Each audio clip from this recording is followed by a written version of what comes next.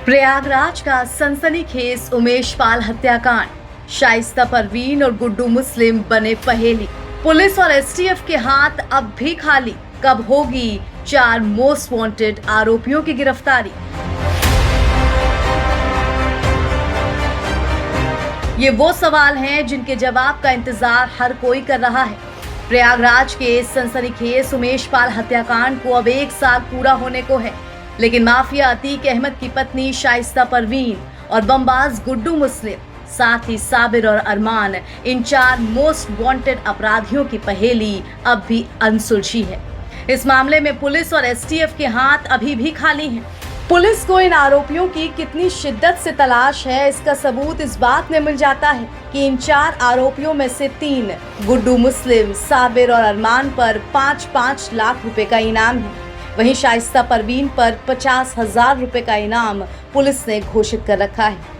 पिछले साल 24 फरवरी को प्रयागराज में उमेश पाल और उसकी सुरक्षा में तैनात 2 सिपाहियों की उसके ही घर के बाहर गोली मारकर हत्या कर दी गई थी। साथ ही बम भी बरसाए गए थे, जिसका सीसीटीवी फुटेज खूब वायरल हुआ था। या यूं कहें कि इस वीडियो के सामने आने के बाद ही पुलिस ने अतीक और उसके परिवार और उसके गुर्गों पर जबरदस्त तरीके से नकेल कसनी शुरू की थी। सबसे पहले 13 अप्रैल को उमेश पाल मर्डर केस के मुख्य आरोपी असद अहमद को यूपी पुलिस ने ढेर किया। झांसी के पास हुए एनकाउंटर में असद अहमद को मार गिराया गया। उमेश पाल मर्डर केस में असद मुख्य आरोपी था। अतीक अहमद का तीसरा बेटा असद उमेश पाल के हत्यारों की अगुवाई कर रहा था। झांसी के पास हुए एनकाउंटर में असद के पास से अत्याधुनिक विदेशी हथियार भी बरामद किए गए। उमेश पाल मर्डर केस के बाद असद पर 5 लाख रुपए का इनाम रखा गया था। उसके साथ साथ शूटर गुलाम का भी एनकाउंटर हो गया था।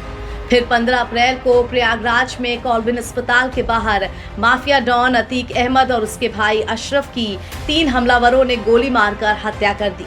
इस दौरान भी ताबड़तोड़ फायरिंग की गई और मीडिया समेत वहां मौजूद हर कोई सत्ते में आ गया। पुलिस कस्टडी में हुई इस हत्या से 2 माफियाओं का किस्सा खत्म हुआ, मगर इसके बाद भी आरोपी फरार हैं, जिनमें साबिर, अरमान, बमबाज गुड्डू मुस्लिम और शाइस्ता परवीन का नाम मुख्य है। अतीक की पत्नी शाइस्ता परवीन का नाम भी अहम साजिशकर्ता के रूप में सामने आया था।